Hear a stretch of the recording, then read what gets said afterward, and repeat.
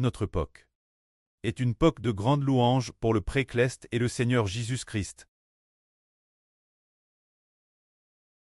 Un royaume, oh, le royaume spirituel d'Israël prospère. Grâce Dieu et au Seigneur. Au tout début. Le Seigneur Jésus-Christ a été crucifié. Puis après la résurrection du Seigneur, un groupe de personnes a reçu le Saint-Esprit, devenant le peuple appartenant au Précleste et au Seigneur. Il devait être appelé un peuple de rois et de prêtres. Mais cette époque-là, bien qu'ils aient compris qu'après la résurrection future, ils seraient rois et prêtres. Mais cette époque-là, ils ne parlaient que du salut, pour que les gens croient au Seigneur et obtiennent la vie éternelle. Mais il n'y avait pas, ce moment-là, il n'avait pas encore établi qu'il y ait des prêtres. Et puis, pour amener les gens loués, pour que les sauves amenent d'autres sauves, pour qu'ils louent Dieu ensemble jour et nuit. Cette époque, il n'avait pas cela. Chez les apôtres, l'époque des 12 apôtres, cela n'existait pas.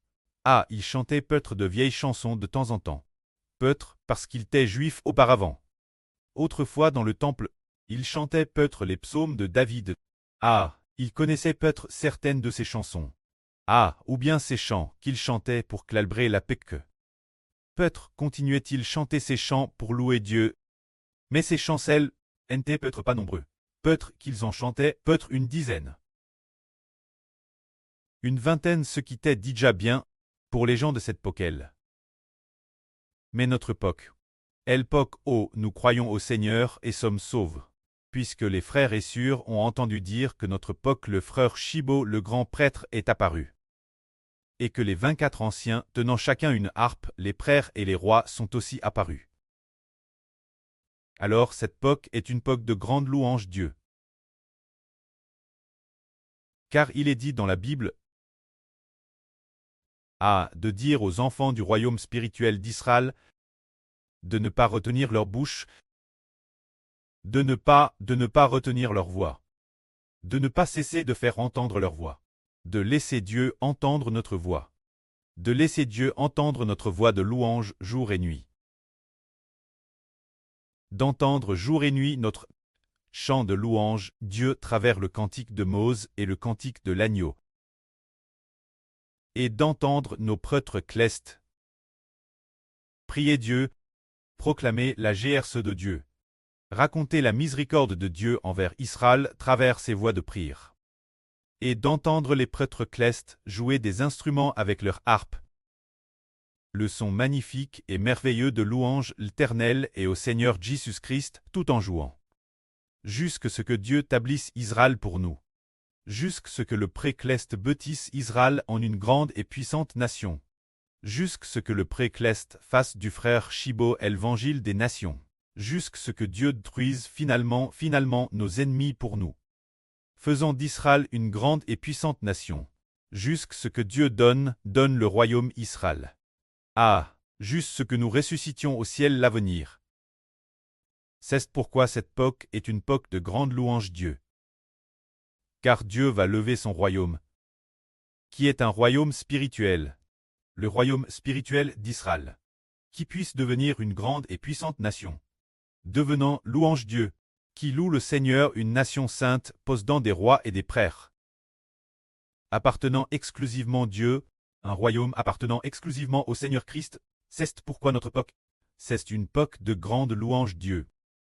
Nous savons tous que depuis l'Antiquité, a-t-il eu un petit groupe de personnes composant des chants, comme nous le faisons aujourd'hui, avec des tours de garde correspondants pour louer Dieu jour et nuit. Et y a-t-il eu un peuple louant Dieu selon des tours de garde, et devant prier selon des tours de garde, et devant jouer selon des tours de garde, jouant ensemble des instruments, ensemble avec une belle mélodie. Une mélodie unifiée pour jouer des instruments afin de louer Dieu. Dans le passé, cela n'existait pas. Mais partir de maintenant, les enfants de l'Israël spirituel vont se multiplier, tant qu'ils sont appelés descendants d'Israël. Sibo dit, puisque l'Israël est une nation de louange. L'Israël de la Nouvelle Alliance est une nation de louange.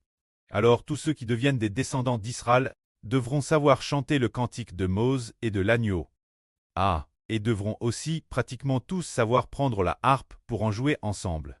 Pour chanter les louanges de notre Dieu, donc l'avenir, la harpe, sera peut-être l'une des instruments indispensables.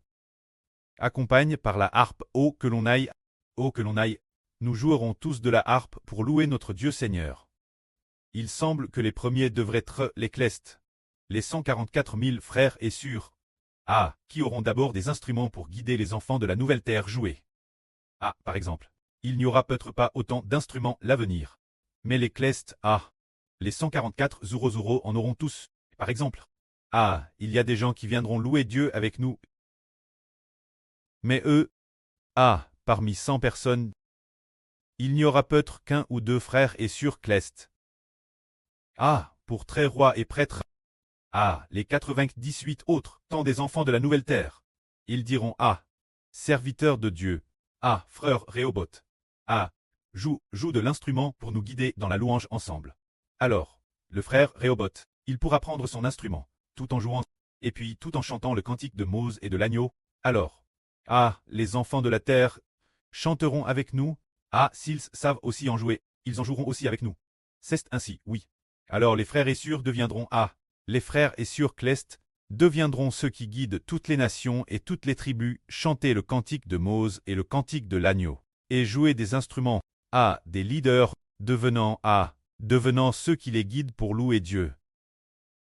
Dans l'Ancien Testament, les Israélites devaient tous offrir des sacrifices Dieu. Et pour offrir ces sacrifices Dieu, les prêtres offraient des sacrifices Dieu jour et nuit.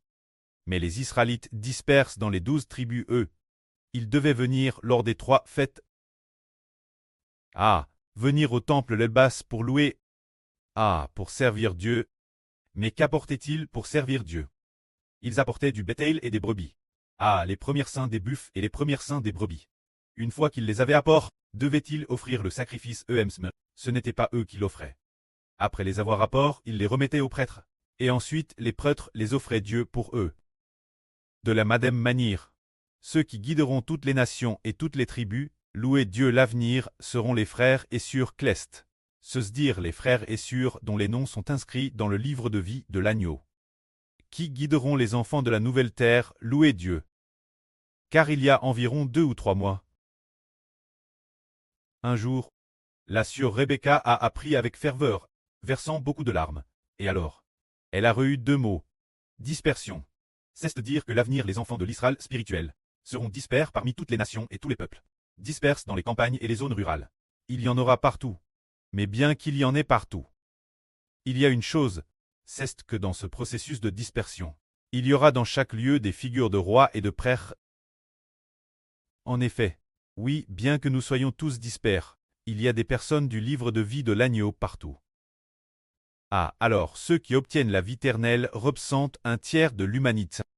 Mais quant aux personnes du livre de vie de l'agneau, le total n'est que de 144 Zoro. Alors, dans cette époque, il n'y a peut-être que plus de 120 Zoro personnes. Il y a des personnes du livre de vie de l'agneau partout. C'est-à-dire devenir clestes. Des 144 Zoro. Que ces enfants arrivent, que ces enfants arrivent, ils chanteront le cantique de Mose et le cantique de l'agneau l'Bas. Ils doivent s'organiser pour faire les gens locaux qui entendent l'évangile chanter ensemble nos chants aux belles mélodies pour louer le Seigneur précleste et leur apprendre à jouer de la harpe, adorer tout en jouant, y aller tété et tard chaque jour, les emmener louer ensemble, et les emmener prier ensemble. Ce sont les clestes, les enfants qui tiennent des harpes, tenant des harpes, les enfants qui chantent le cantique de Mose et de l'agneau. D'abord, ce sont les enfants clestes qui doivent guider. Ainsi, nous comprenons que cette époque est une époque de TRS grande louange Dieu. C'est une TRS grande époque. Dans cette époque, il y aura des milliers et des millions de personnes qui viendront louer avec nous notre pré-cleste Jéhovah. Et beaucoup d'autres personnes, les enfants clestes, louent tous avec nous notre Dieu et notre Papa le Seigneur Jésus-Christ. Alors en ce mois-ci, un jour, le frère Zebdeux RVA, c'était le 8 juillet le 8 juillet 2026, il a hervé de notre sœur pleine de graisse et de quelques sûrs, louant le pré-cleste Jéhovah. louant ensemble.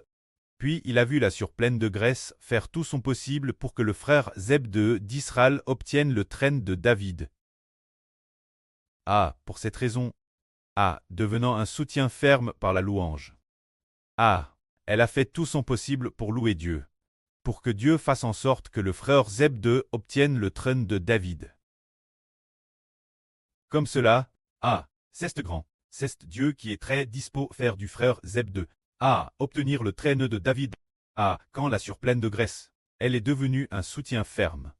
Comment a-t-elle soutenu fermement? Elle a chant de toutes ses forces. Ce moment-elle, il l'a vu enseigner le chant quelque sûr. Alors, elle a chant de toutes ses forces. Se dire que cette époque exige de louer Dieu de toutes ses forces. Ce jour-là, le frère Zebdée a vu. Nous, ce jour du 6 ou 8 juillet. Nous avons, de nombreux chants sur l'obtention de la royauté par David. Se dire David recevant l'autorité donne par Dieu. Des chants donnant l'autorité royale. Alors, l'épouse de David, l'épouse spirituelle, ont tout travail dur pour construire. Le RVE disait que le frère Zebdée était David. Alors dans le RVE, David enseignait avec beaucoup d'amour ses épouses spirituelles. Les concubines construisaient avec enthousiasme. C'est-à-dire. Cette histoire a été raconte dans le RVE. Alors nous comprenons quel genre de personnes s'assiront avec David sur son trône.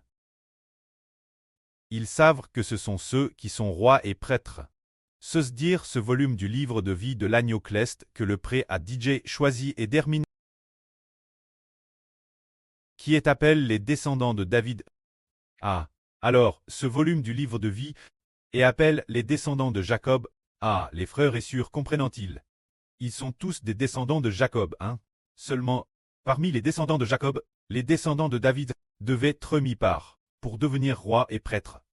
Normalement, ce devaient être les descendants de Lévi. Normalement, seuls les descendants de Lévi devaient être prêtres.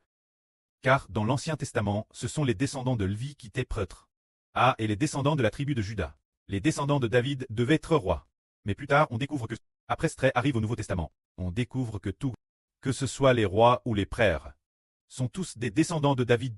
Ainsi, on se rend compte que les descendants de Jacob dirigent tout le peuple de la nation.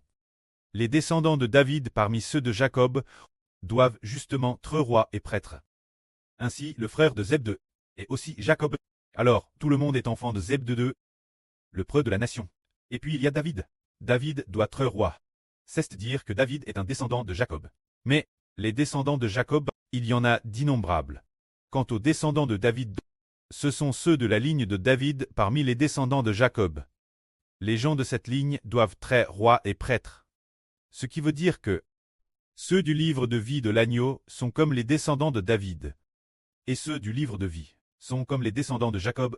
C'est juste que l'origine, les descendants de David, étaient aussi parmi ceux de Jacob. Mais les descendants de David ont été sanctifiés et mis part, pour très rois et prêtres. C'est pourquoi. C'est dans le Nouveau Testament. Dans l'Ancien Testament, les descendants de David ne pouvaient pas être prêtres. Ce n'est que dans le Nouveau Testament qu'il y a une prophétie. Dans le livre de Zacharie, il y a une prophétie concernant un souverain sacrificateur nommé Josué, qui porte une couronne sur sa tête, exerçant une double fonction, non pas une seule, mais deux. Il doit être roi, et aussi prêtre, et conseiller la paix. Ce qui signifie que l'avenir, le roi et le prêtre seront la madame personne. La madame personne. Auparavant, le roi était le roi, et le prêtre était le prêtre. Ils appartenaient des tribus différentes. Mais après le Nouveau Testament, le roi et le prêtre sont tous deux issus de la tribu de Juda. La tribu spirituelle de Juda. Plus tard, on a découvert que le roi et le prêtre sont tous inscrits dans le livre de vie de l'agneau. Bien et sœurs dans l'Israël spirituel. La tribu de Juda est une tribu, tout comme les autres tribus. Seulement. Seulement, la partie concernant le sacerdoce et la royauté. Et appelle comme les descendants de David. Alors ceux du ciel doivent prendre les instruments de David. Pour louer ensemble le Seigneur Dieu. Alors Sibo a dit, j'ai découvert que je suis devenu le David du Nouveau Testament. Les frères et sœurs deviennent les membres du corps de David, et ensemble, composent sérieusement des chants, afin de louer le Dieu d'Israël, qui est aussi l'Éternel, le Dieu de David. Que la gloire soit rendue auprès. Viens, Seigneur, Amen.